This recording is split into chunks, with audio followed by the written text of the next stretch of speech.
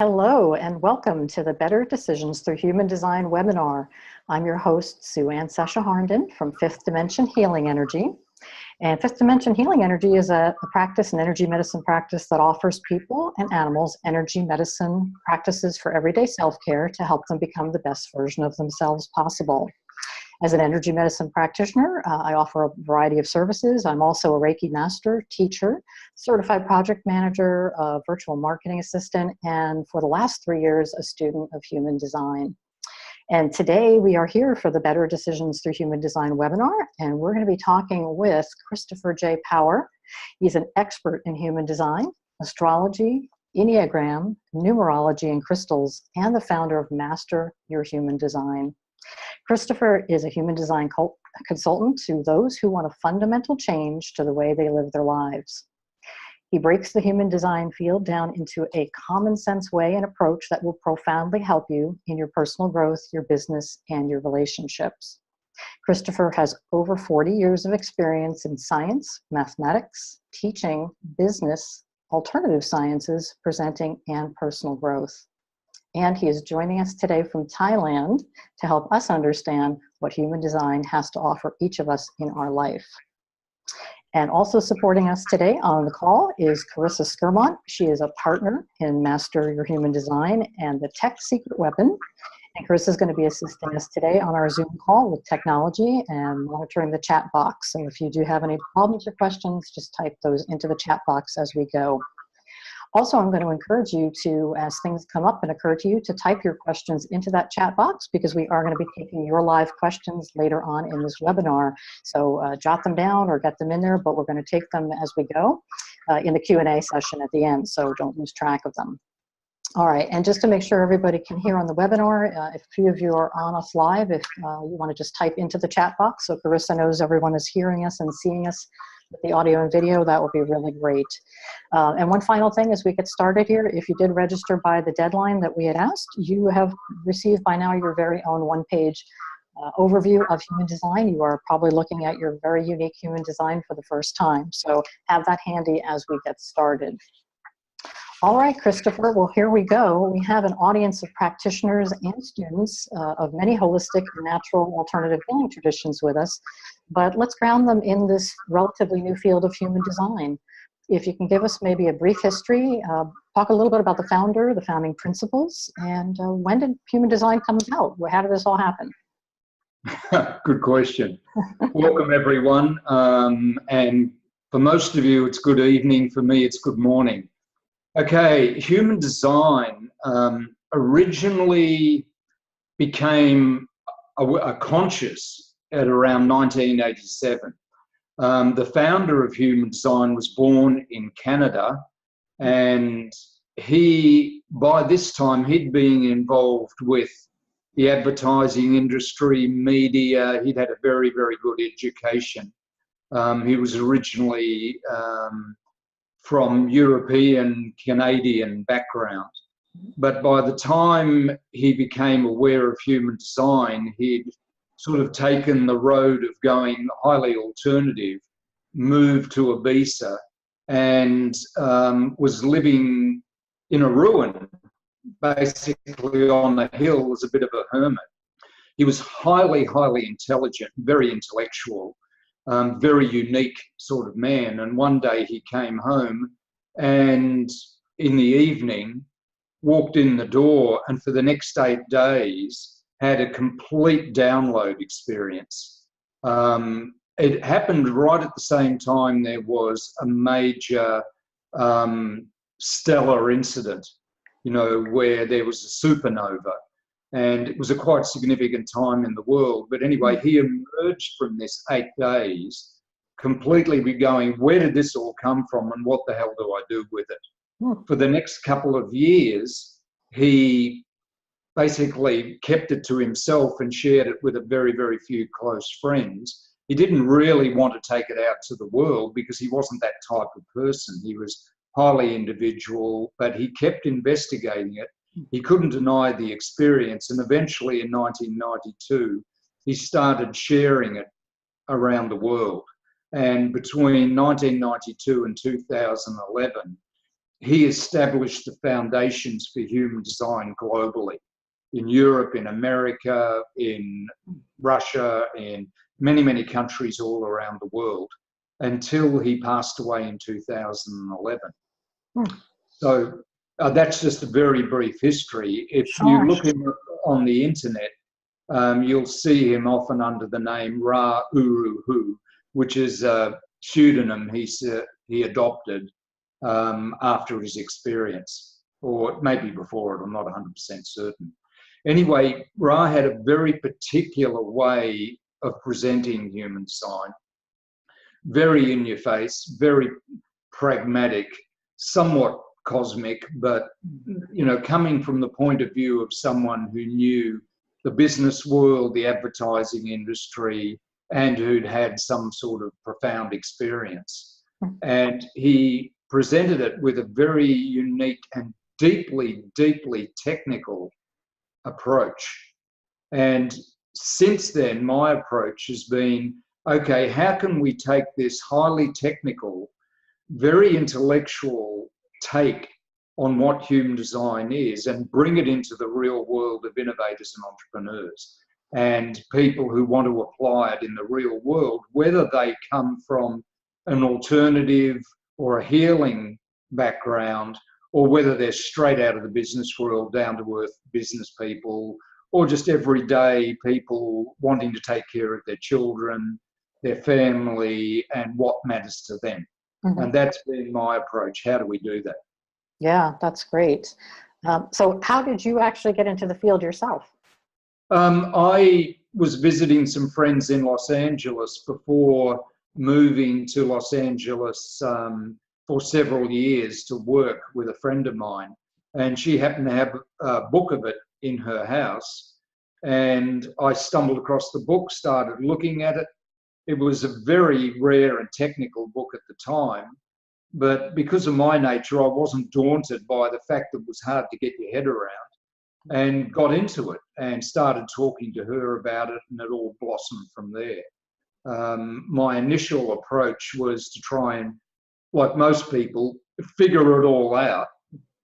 And then after a couple of years of coming to terms with that and getting around Ra's very particular way of talking about it, because most of his transcripts were presented verbatim without any editing. After a couple of years of that, what dawned on me was the key to this whole thing is learning through experience. And that's when I really got into human design, really making it a part of my life and learning from my own experience and taking in other people's perspectives as well. Yeah, and how long have you been a formal student? 9 years now. 9 years of experience. Wow. Yeah. Nice. And every day a new adventure, I'm sure, as we'll get into. So for the people just starting out who are stumbling across this, connecting with this information for the first time, what would you say is the most important thing for them to understand about why this is important to them, and why do they care, and why do they want to study it further? What's it really going to mean to their life? Yeah, exactly. Well, that's what I have business people say. I've got a minute. You've got a minute in the time. Why should I even bother with this? And well, the bottom line practically is it's going to revolutionize the way you make decisions. And decisions tell you if the energy and the timing is right to actually do something. Not just theorize, plan, or whatever, but it tells you is the energy right and the timing, most important, right, to do whatever you decide you're going to do. Now, making great decisions changes the direction of your life, because you end up where you really belong, not where you think you belong. And you end up doing what's natural for you to do, what you're designed to do, not what you think you should be doing. So that's the first thing. The second thing it reveals is that you are a unique one-off person. There's never been anything like you, and there never will be. And that's crucial to appreciating why you matter in the world. If you don't understand why you matter and what's unique about you, then you're always trying to fit in and be like somebody else. And when that changes, then the rest of your life naturally evolves, grows and changes in a way that is more healthy, that you start enjoying your life more, and that you feel like you're in tune with your life and doing what you're here to do. Nice, nice, nice. So when we say about making decisions, what area of life are we talking about? Is this just big, strategic decisions? Is this what I'm going to have for breakfast tomorrow? What's the parameters around it? Okay. The first thing human design teaches you is to know when you actually have a decision to make. I mean, a real decision. I'm not talking about, should I run this red light or not? That's common sense. You don't run the red light. Yeah, I mean, you can, but the chances of something not particularly good happening increase dramatically. So, and I'm not talking about, what shirt should I wear? I'm talking about decisions that affect the way and the movement of your life, the way you live your life and the way you move through life, so that you're on track with the way you are designed to live life. So you're on track with yourself. Okay, so decisions that matter, and it can also, depending on common sense, affect your everyday, moment to moment decisions. But the key thing is it tells you when you have a decision to make. And most people are making decisions when under the pressure of other people, when they don't have a decision to make. And that can take a lot of extra energy that people don't necessarily have, right? So we'll get into that as we go a little further into this. Okay, so we've got a good context here, but let's dive right into the heart of how people actually understand their own unique energetic wiring and talk about something called the body graph or the human design chart. First of all, what do we mean in human design speak when we say your chart shows how you're wired to show up and interact with life? What does that really mean? It means the chart is a map of you energetically.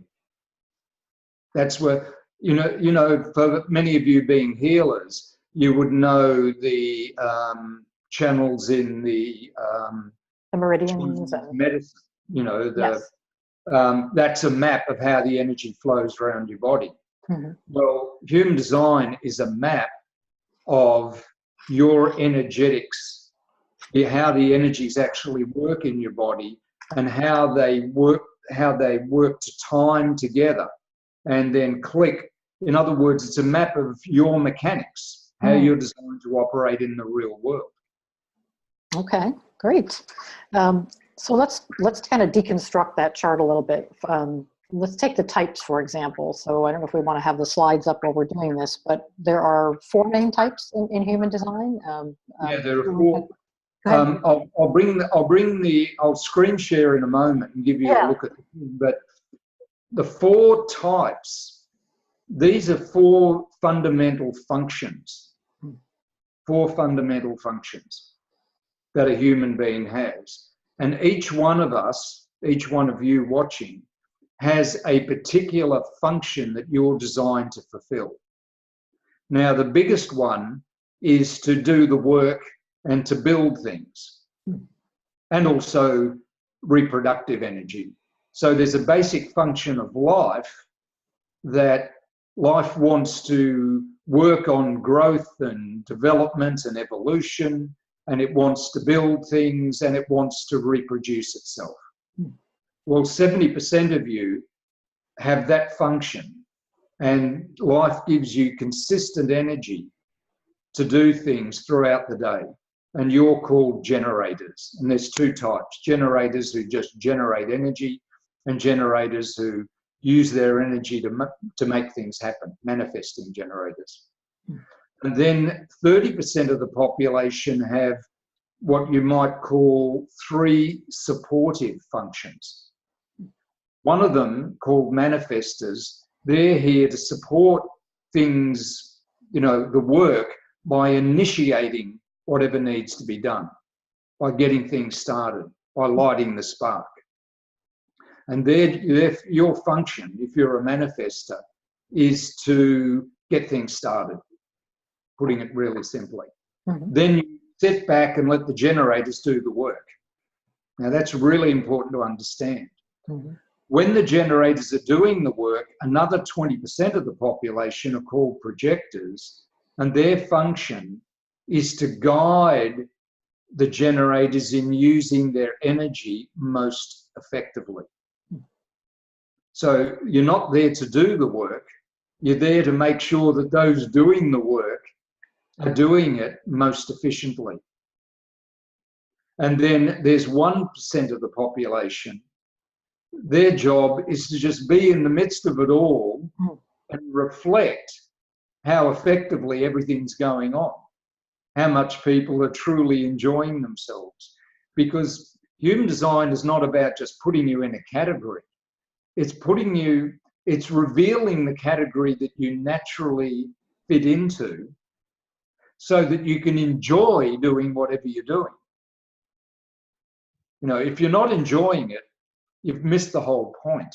You know, you can be the world's greatest healer, but if you don't enjoy healing, right? You know, if I'm not enjoying this presentation, what am I doing it for?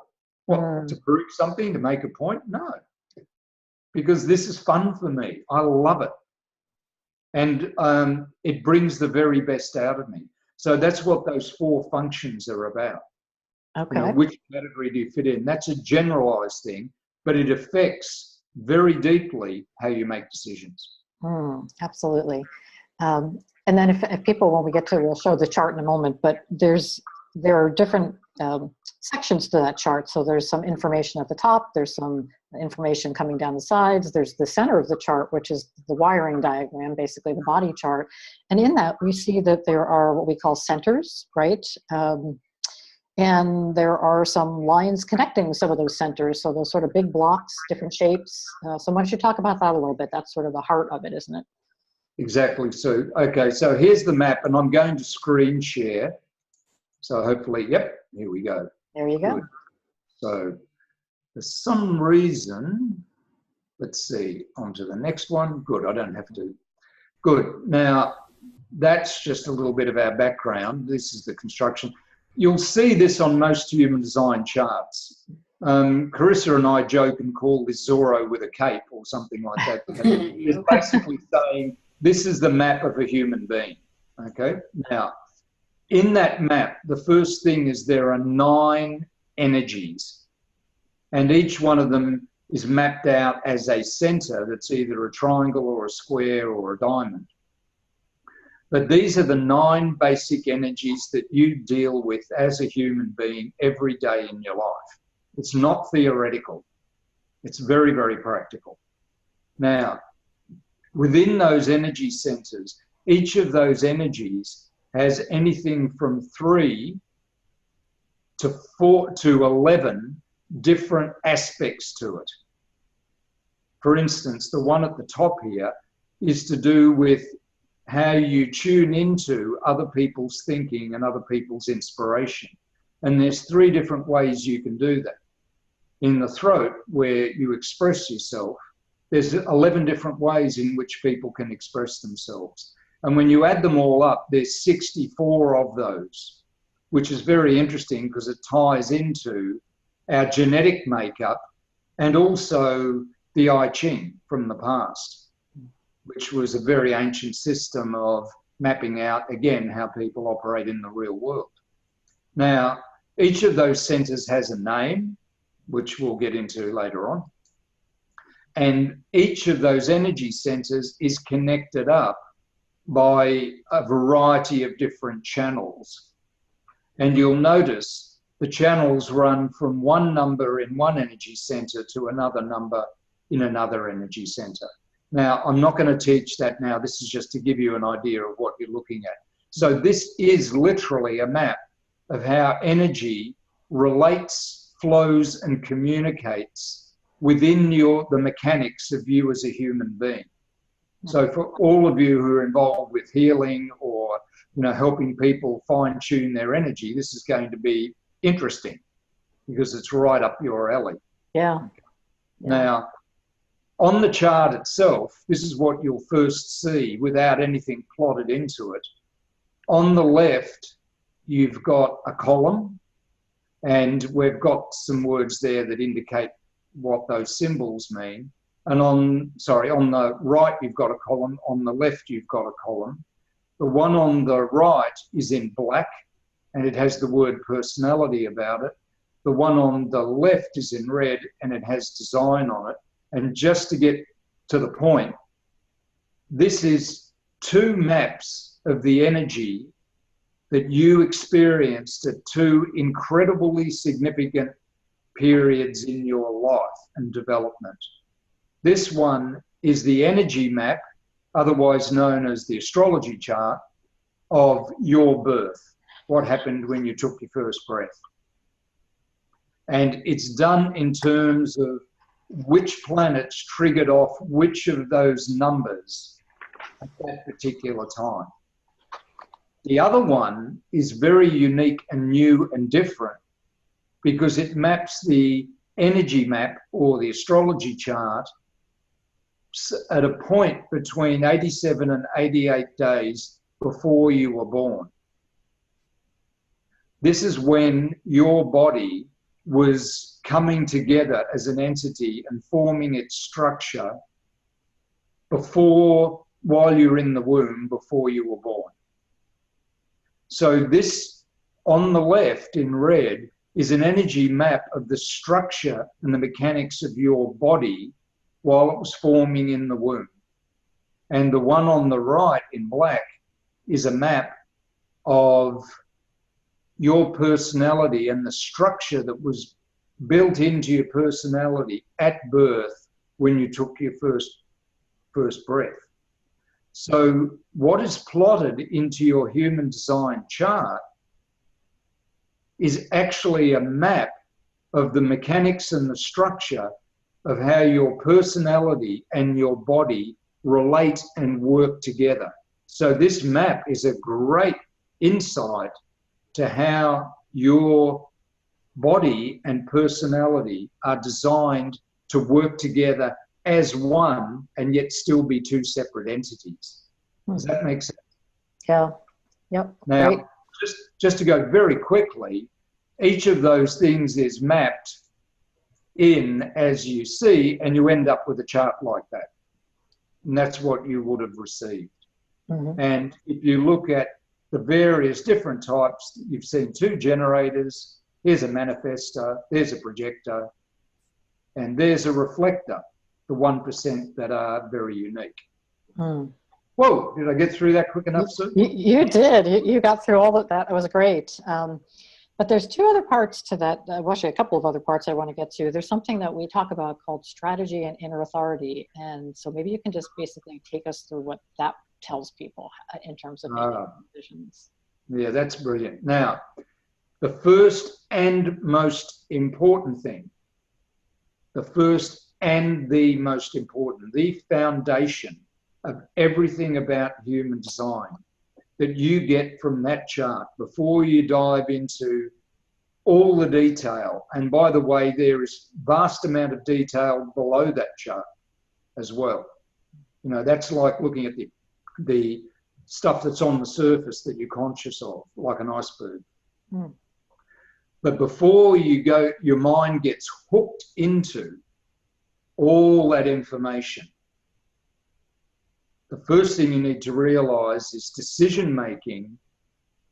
The option that human design gives you is to not make decisions with your mind, to relieve your mind of the burden of decision making, which is a really great thing because it then liberates your mind to do what it's great at doing: imagining, dreaming, visioning, sharing your unique perspective with other people, playing Pokemon, whatever it is you want to do. Right? It liberates that and gives the decision-making responsibility back to your body that lives in the real world and has a vested interest in you making the best decisions you can. And because it lives in the real world, it's tuned into what's going on here. And so it makes decisions relevant to what matters to you at that point in time. Whereas the mind tends to do it like playing a video game. Oh, that didn't work. And your body's suffering the consequences. And then the mind goes, oh, sorry, let's try something else. Right? Yeah. Now, strategy and inner authority is how you make decisions. And human design tells you that very specifically for you in your human design chart. And it does that firstly by telling you when you actually have a decision to make. That is your strategy. Your strategy, the only reason to use it, and the thing that it actually does for you in the real world, is it tells you when you have a decision to make. And that's crucial, because if you don't have a decision to make, you're free to enjoy yourself doing whatever else you want to do in your life. And not stress about, when am I going to make this decision, because of the pressure of other people or circumstances on you. Now, strategy is determined by whether you're a generator, projector, manifestor, or reflector. And it's very specific for each of the 4 types. Now, inner authority is how you make a decision once you know you've got a decision to make. And that is specific to you. It varies, doesn't matter, you can be the same type, but have a completely different decision-making strategy. But the bottom line with that is inner authority is the authority within you to make decisions that everything else in the world bows down to or acknowledges. When you make decisions from that point of your inner authority and not from overthinking it or worrying about it or from your mind, what happens, you make decisions, you know, beyond a doubt, if the energy and the timing is right to do that or not do that. And one thing I'll say from 9 years of experience, it may not work out the way you think it should, but there's no regrets for a decision made from your inner authority. Sometimes it hasn't worked out, many times, but it sets me up for something else that I didn't even know was coming, or something greater that I was looking for, or approaching a client in a way that's far more effective because I'm coming from my true self. I align them with, or I give them the permission to come from their true self, which automatically enhances the conversation or the healing modality or whatever. Okay, nice. And maybe we'll get into some more definition around those, because I know I had seen a question earlier on the chat. So you said 4 types, but their manifesting generator follows the generator strategy, or do they have their own? Yeah, with strategy, it's the same for both types of generators. Okay, they do follow. Generators have a specific strategy. Projectors have a different strategy. Manifestors have a different strategy, and reflectors have a different strategy because it reflects their function, what they're here to do. Okay. And then just kind of talking about parts of the chart, maybe we'll get into some examples of strategy and inner authority in a moment, but talk about the profile and the incarnation cross. What are those? Okay. I love this because people have talked about this for, it's almost 30 years human design has been around. And, you know, they've got all these technical things. Look, there's a thing in there called profile. I won't go into now where it comes from, but it comes out of your chart. The beauty of profile is it tells you your predictable tendencies. Wow. Or your client's predictable tendencies.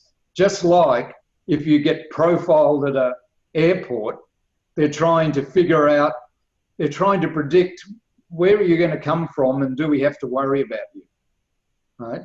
Well, it's not about do we have to worry about you. This is about understanding your predictable approach to things and another person's predictable approach, and then being able to work with that.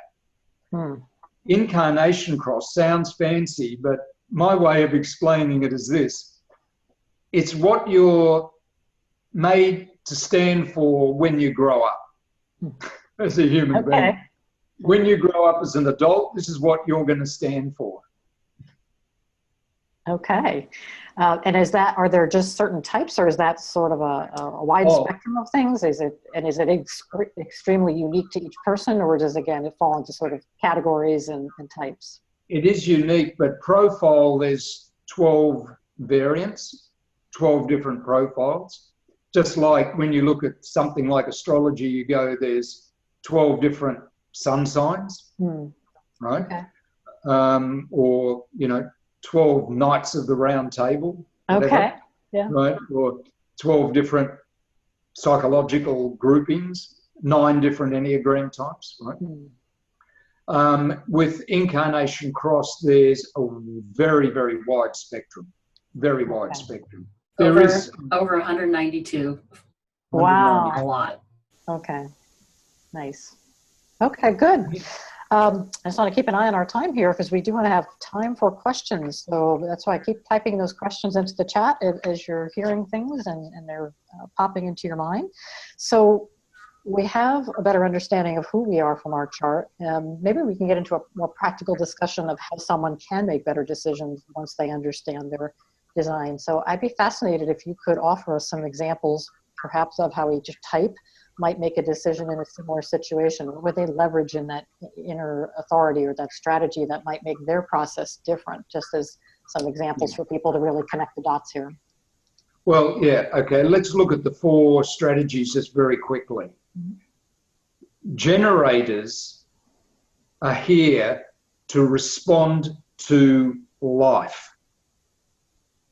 They have a direct connection to life and express a unique energy of life. And so their strategy, everyone's strategy, is to wait. And the reason for that is you want to slow down from going at the pace your mind is going at and get in tune with what's actually going on in the real world. Right? So waiting isn't like this thing you have to do because otherwise you're a bad person. It's no, it's very practical. It's tune in, be aware, get back into your body, live in the real world, because you've got to make a decision here. Right? Now, for a generator, they wait until life engages them in some way that requires a response. Okay? Someone turns up at the office. Okay, I've got to respond.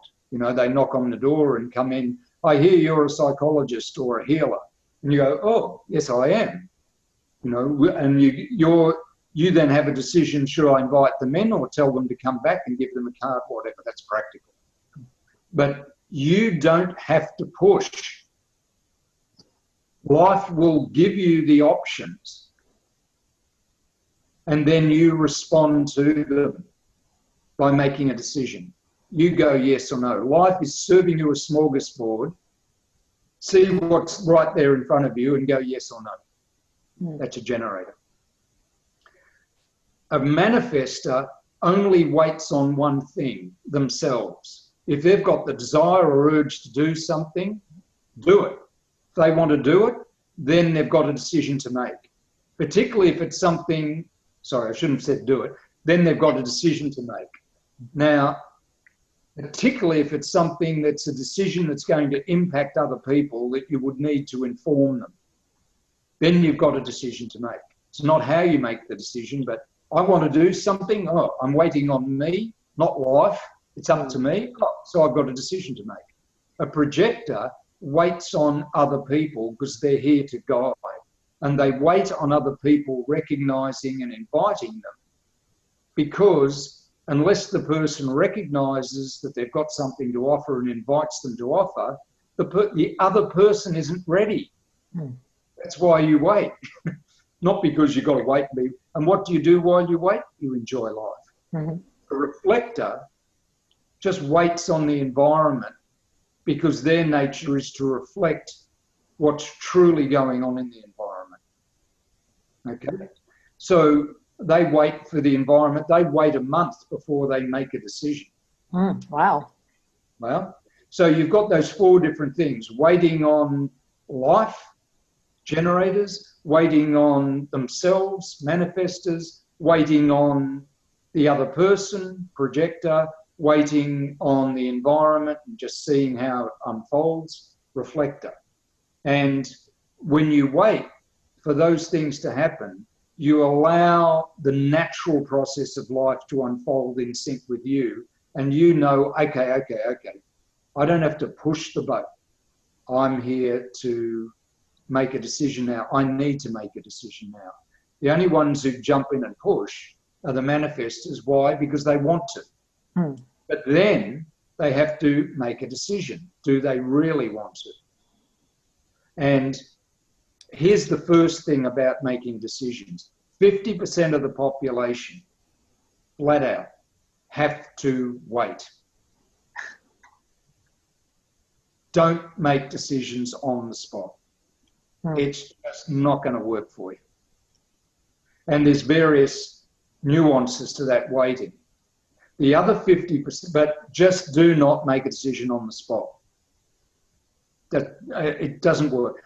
Don't just take my word for it, test it. The other 50% of the population know pretty much straight away what the decision is for them in various aspects. If I went into all of them, we'd be here for another 20 minutes at least. Yeah, right? and you're talking about the inner authority now, right? Yeah, we're talking about your inner authority, how you actually make the decision. Now, the bizarre thing about the world is the people who should wait make quick decisions, and the people who should make quick decisions are always, I don't know, let me think about dragging it out. And therefore people are making bad decisions because our minds haven't learned yet through experience to trust our body and to trust our inner authority. When you learn human design, making that transition, and it takes time, it doesn't happen like that. It isn't an intellectual change. It's a fundamental change in the way you live your life, in your lifestyle. Making that transition is the first and most important and most long-term aspect of human design. After that, you can start living as who you really are. Nice. Okay. All right. I just want to keep an eye on time here again. We're moving along. So another fascinating aspect I found I've seen you talk about, and you talked about in some of the videos we saw before this webinar, is the context of relating to others and our significant others, our children, our families, coworkers, project teams, sports teams, any kind of group. So what could you tell us about the value human design offers in terms of applying good decisions in a group context? How do those dynamics work? Okay, well, in the previous question, I didn't get round to practical examples. Okay. Let's move them in now. So these two match together. You know, there's decisions you have to make in your own life, but some of the most significant decisions you'll ever make is who you allow into your life. And I can tell you story after story about that and give you example after example. Or how when you decide to work with somebody else, when the timing is right to get together. Now, my whole life actually went through a major lesson in that 10 years ago, maybe 8, 9 years ago, when I decided to move to the States and I'd got a visa to work there and everything.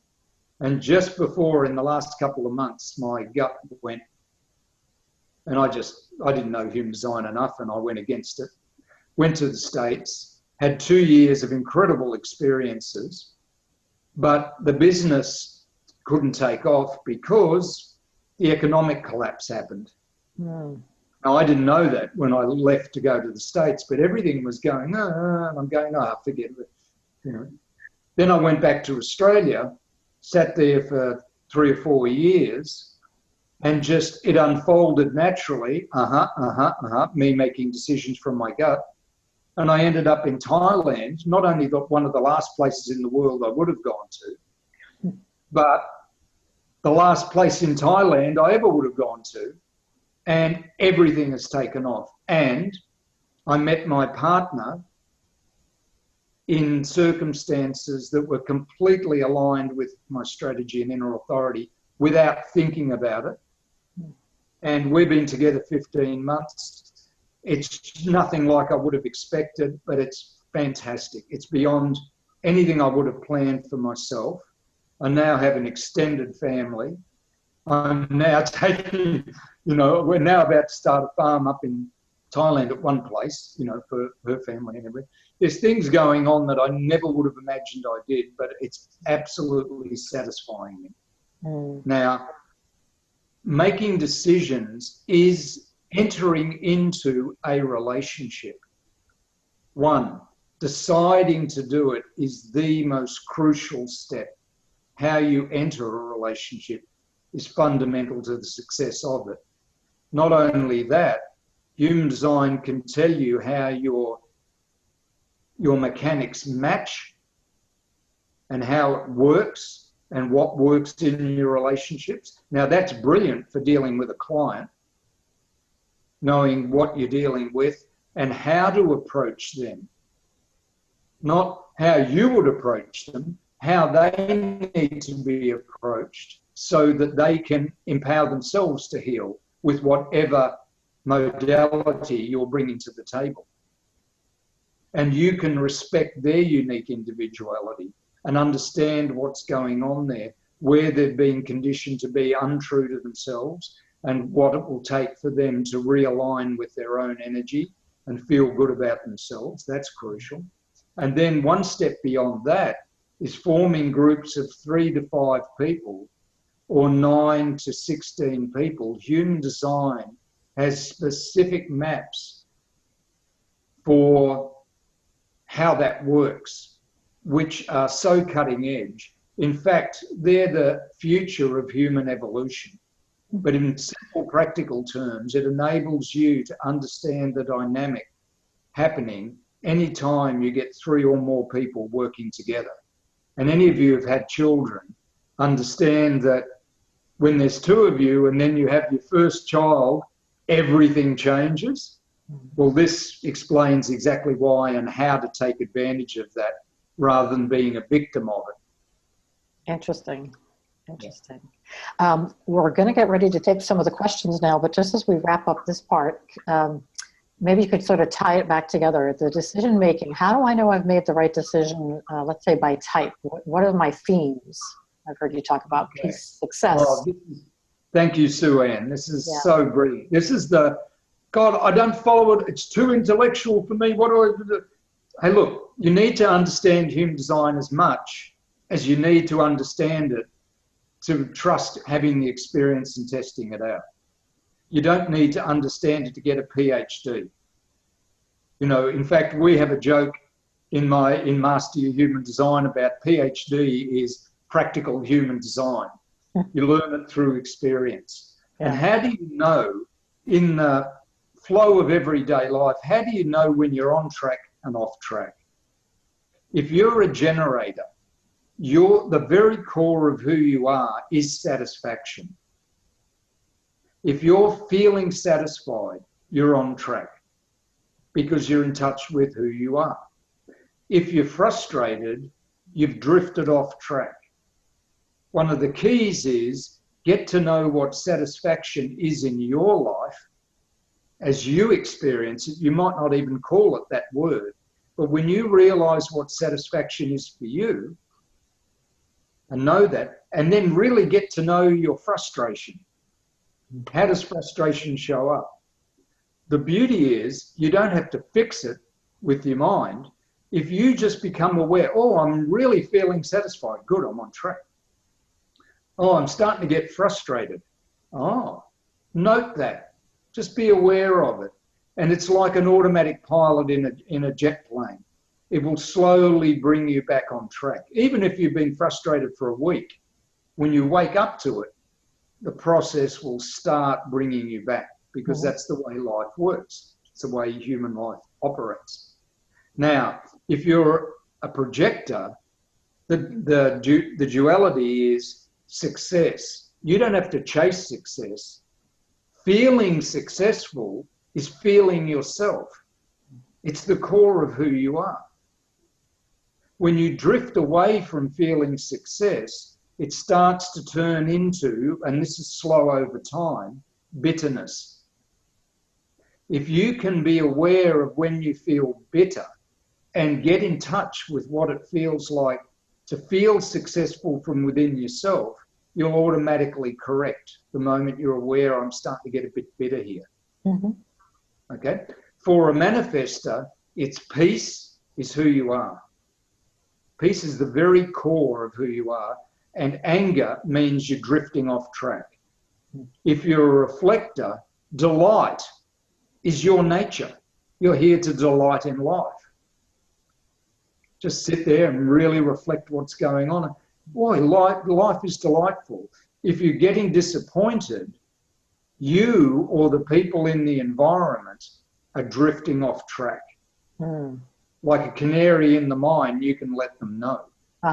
Okay, so getting to know those two themes in your life, satisfaction, frustration, success, bitterness, anger, or peace and anger, delight and disappointment, whatever it is for you, getting to know that dynamic is, and just being aware of it, being conscious of it, helps bring you back on track naturally. That's your guidance system in the midst of everyday life.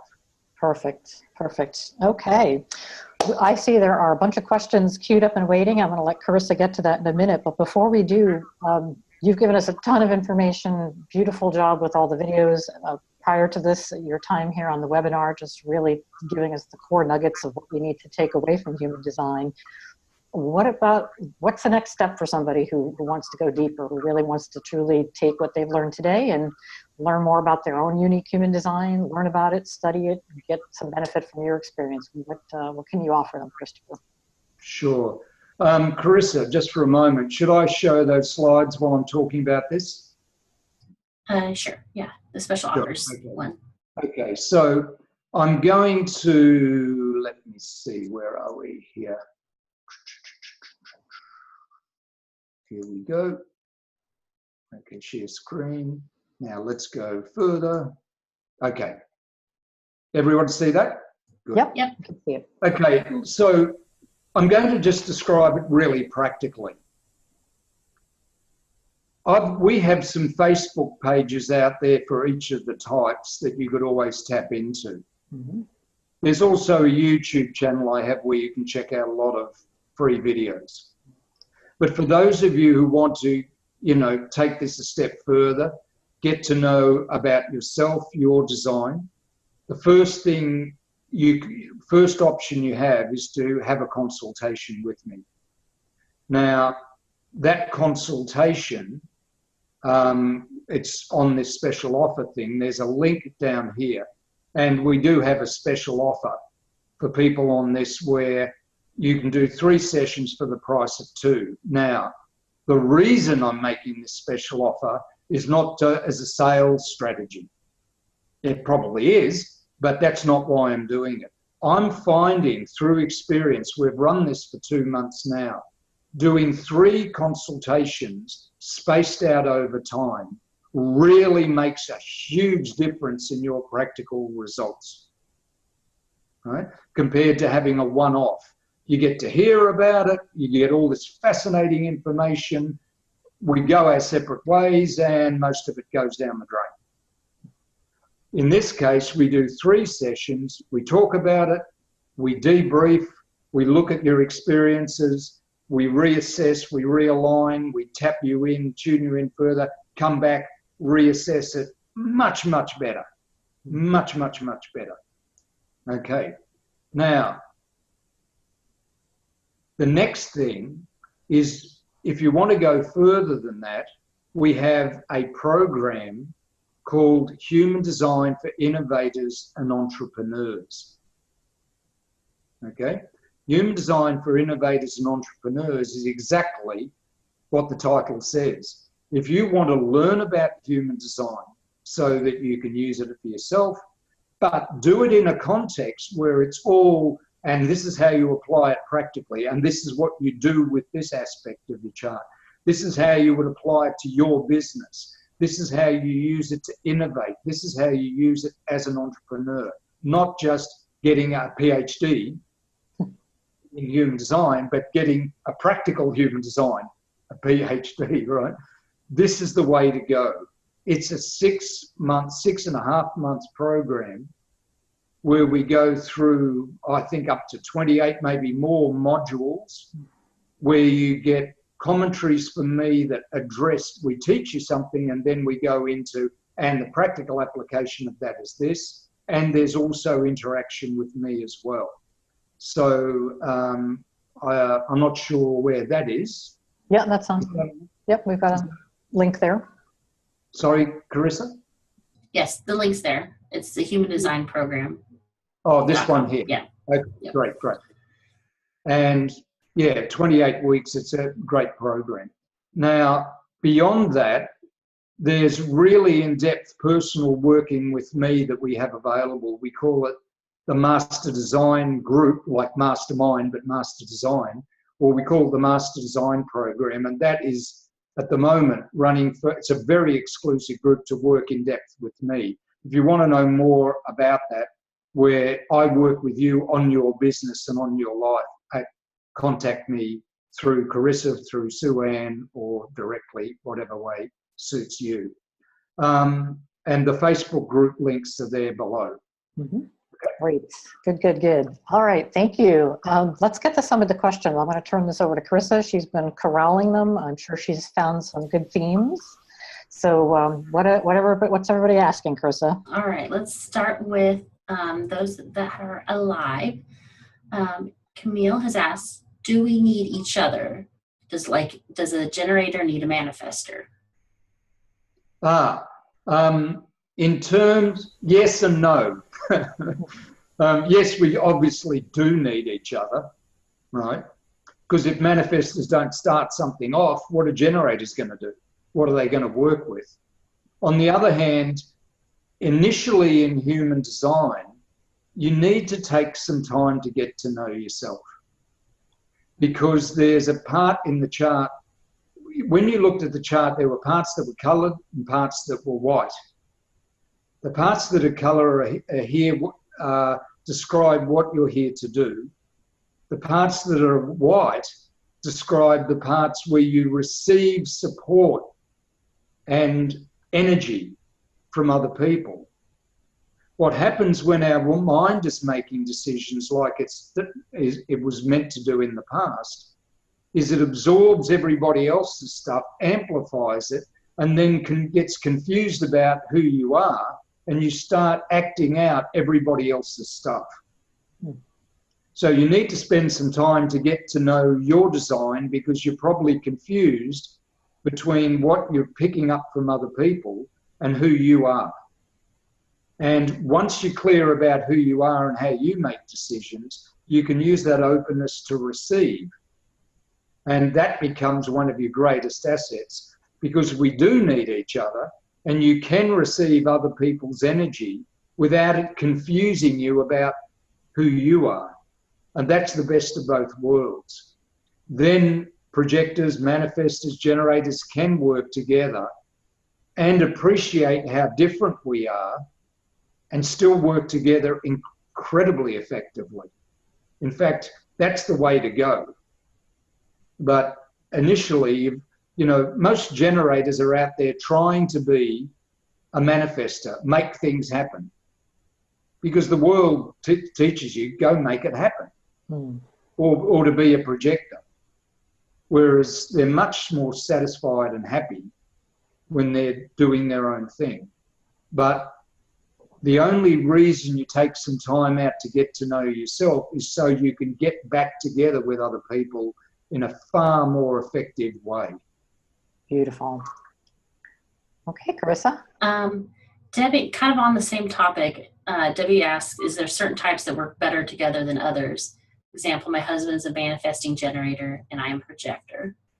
Good match. Yeah. Look, it doesn't matter what your type is as long as you enter it correctly. And that doesn't happen just at the beginning. That can happen any time in your relationship. You can re-enter the relationship, have a 5-minute break, or take a day off and then come back together, right?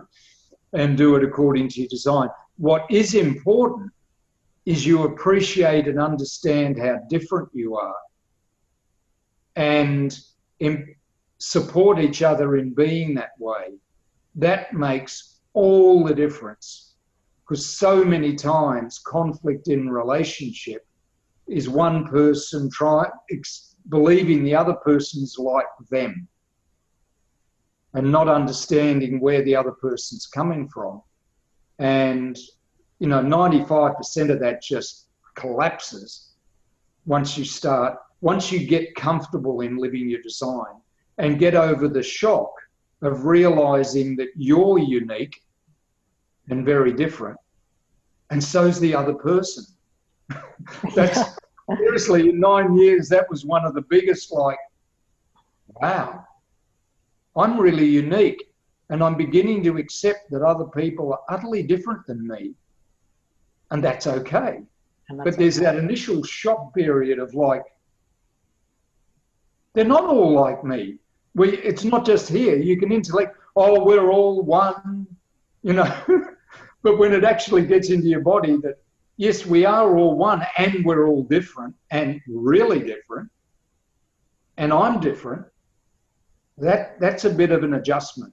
But it's a beautiful thing. It's a beautiful thing. It's so liberating. Yeah. And I want to just watch our time. We've got about 5 minutes left here for questions. So Carissa, take us any other common themes you're seeing in the questions? Well, there's 2 questions. Both people were asking what exactly a manifesting generator is. Is it a combination of a manifestor and a generator, or what exactly is it? Great question. No, it's not a combination of a manifestor and a generator. Right? It's a generator that has the ability to actually express through the throat their energy themselves. A pure generator doesn't have an outlet for what drives them. There's various drives within us. It's like a manifesting generator is a car with someone in it who knows where they're going to go. And a generator is a car waiting for someone to get into it. Sometimes I use the example of a manifesting generator is like a male energy. Think of male anatomy. You plug into people. You're there to plug your energy into other people. You decide, I'm going to invest my energy in this, so let's get to it. I'll plug into you. A generator decides, yes, I'm willing to allow these people or this project or this client to plug their energy into me. It's more feminine, more you plug into me. I'm a pure generator. I have to decide who to let in. Yeah. A manifesting generator has to decide what they want to get into. You see the difference?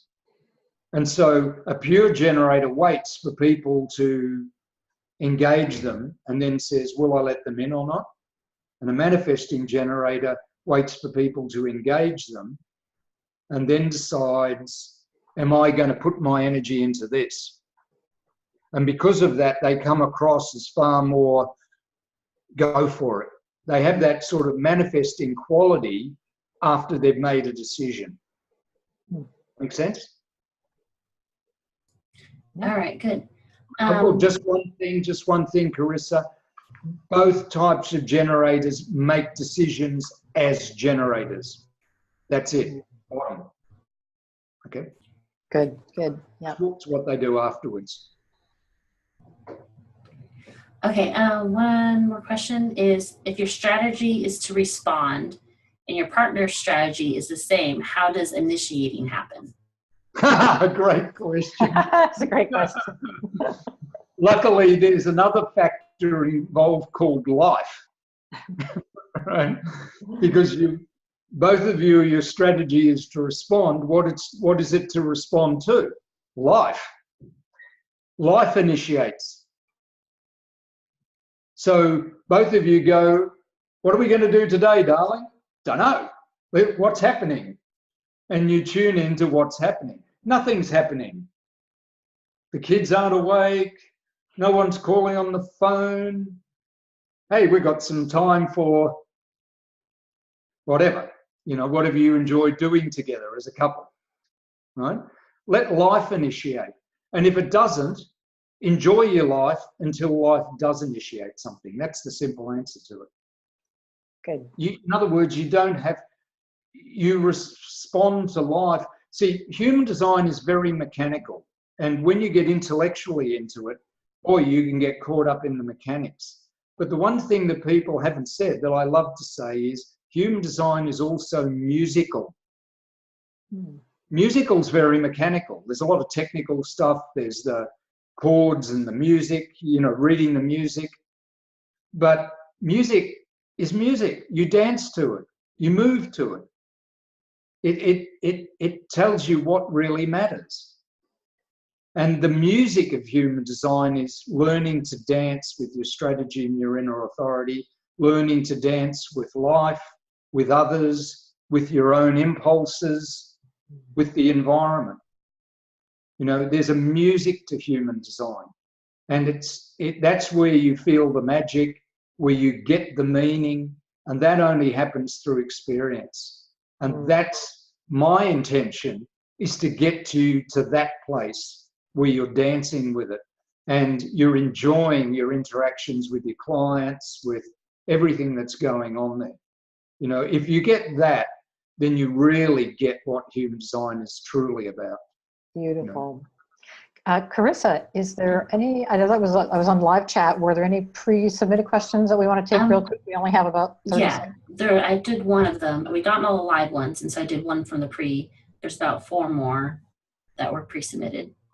Okay. So, Christopher, do we have time to get through those quickly? Give it another minute. Go for it. How can my purpose and selections make an impact and change? Say that again, Carissa, sorry. How can my purpose and selections can make an impact and change? I'm not quite sure what, now I'm reading it, I'm not sure what that meant. No, how does their purpose and selections can make an impact and change? Oh, okay. Well, this is what I think you're asking. If I'm not, I apologize. The way you make decisions, the way you select, the things you select, because that's what a decision helps you do, to select what to do and what not to do. It changes the way you move through life. If you decide to do one thing, you're going to move in it. See, imagining, dreaming, visioning, even making choices, thinking, believing, all of those set it up. But they don't make something happen. They don't actually initiate something in the real world. Decisions do. When you decide to do something, to move in a particular direction. If you're making decisions according to your mind, you end up where you think you belong, which is different than where you actually belong. When you the thing about making decisions with your strategy and your inner authority is you end up where you're designed to be, where you actually belong. And the beauty of that is you don't have to fit in. You can be as weird an individual as you like because you're with the people you belong with. And they want you to be, because you fit like a jigsaw puzzle piece. You fit right there. When you get to where you think you belong, you're always trying to adjust to what other people think and trying to fit in. It makes it so much more stressful. Right. And one of the best things about human design is once you get into it and you're really living it, the stress levels drop down to only what's healthy. Nice. Yeah, stress, not distress, right? Carissa, let's take 2 more questions and then we'll wrap up here. All right. I've got one too that someone submitted that I loved. Anyway, go ahead. I was going to read Marie's. She said, give more detail about how our false images of ourselves might be impacting outcome. I feel I'm not projecting my true self in order to sabotage outcomes. Yeah, great question. Really great question. I'd love to talk to you more in depth with that, but the short answer is this. We're made up of parts of us that are designed to do and parts of us that are designed to receive. In fact, more of us is around receiving than doing. Our true nature, in terms of what we do in the world, is how we're designed to do things. That's consistent 24 hours a day from birth to death. You're designed to do, all you can do is fine-tune that and take it to more and more elegant levels of expression, which is a whole lifetime's work. But the receptive bit can be either a curse or an incredible blessing. The receptive bit, when your mind is trying to make sense of how life works, because it's not fully vested in living in the physical world like the body, it's trying to work things out, and it looks at the part of you that's consistent and goes, what is that? It's always the same. Oh, it's background noise. And then it looks at all the stuff you're absorbing from other people, and your body trying to help you amplifies that to make it easier to understand. And it looks at all this amplified stuff that's changing day and night with whoever you're with and whatever's going on in the environment, whatever's going on in the stars or whatever.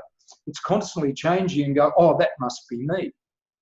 And so you get this false understanding of who you are that can never be consistent and you can never get on top of, because it's constantly fluctuating with the environment around you.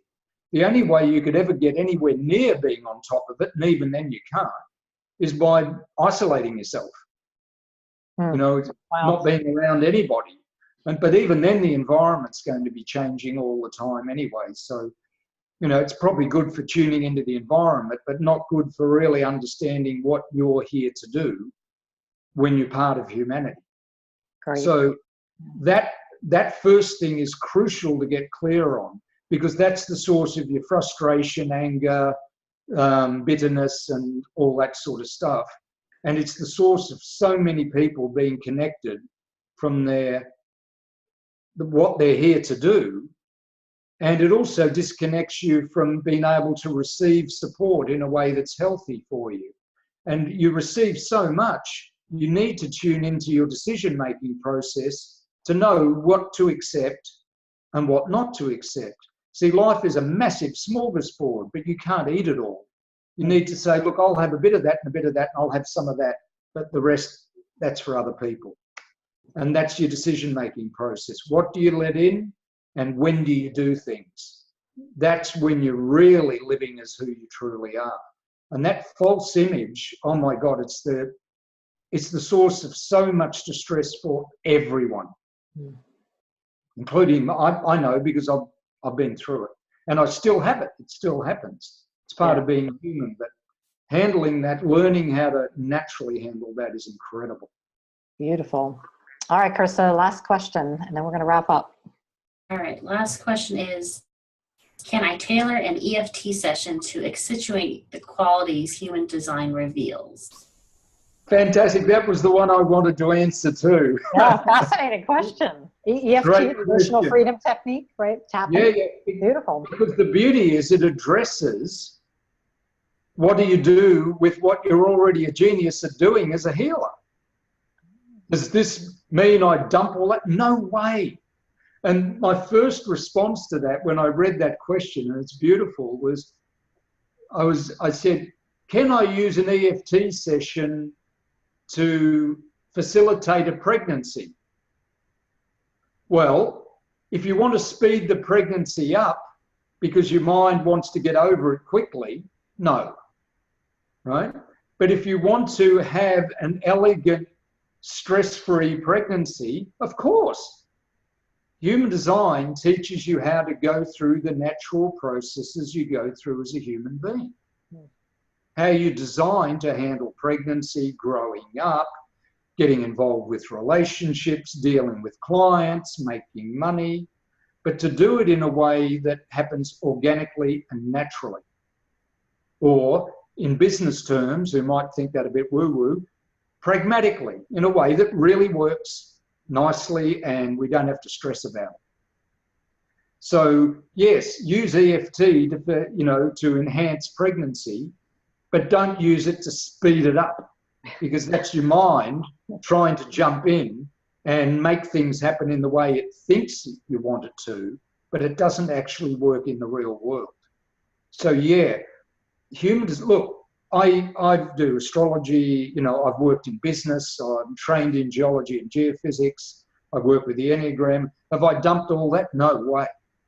But human design has showed me how to bring it into the real world when the energy and the timing's right, and to keep all the other things on hold for when the energy and the timing's right, if ever. And if they never are, use them as empowerment and inspiration for me to share with other people. But when someone needs EFT, you'll know. And you'll know how to do it in a way where it comes through you, or to educate them in a way that you present it to them, they can get it and understand it, and you can present it in a way where you're being true to yourself. Nice. Very good. All right. Well, thank you. I want to thank everybody for attending. I want to thank all those who asked the brilliant questions, sharing their knowledge. And I most definitely want to thank Christopher and Carissa for helping us facilitate and get this amazing information out into our community here. Just a reminder, the introductory video series is going to be available for a few more days, I think maybe up till another week from today. So if you want to go back and review anything, take a couple of hours to do that. They'll be available for a few more days. We will definitely be sending you some follow-up information with how to connect and get into those Facebook groups. I highly recommend that. There's a lot of great organic conversation. Christopher and Carissa moderate those, so you can get some additional follow-up answers. You can share and learn from the other people who are already on this journey that you're embarking on now. And of course, definitely do take advantage and think of these wonderful offers Christopher has put out there to help you get more insight into your unique human design and how to make it really a good part of your life to move you, your life, and your business forward. So take care of all that in the next few days while those offers are available. And again, we want to thank you for joining us on this webinar. We are so excited to share this amazing field of human design, of self-discovery, to help you navigate your life with more ease, with less stress, and make better decisions that are aligned with your true nature. Thank you so much for joining us, and have a great day. Bye, everyone. Take care. Bye, everyone. Thank you. Been a pleasure.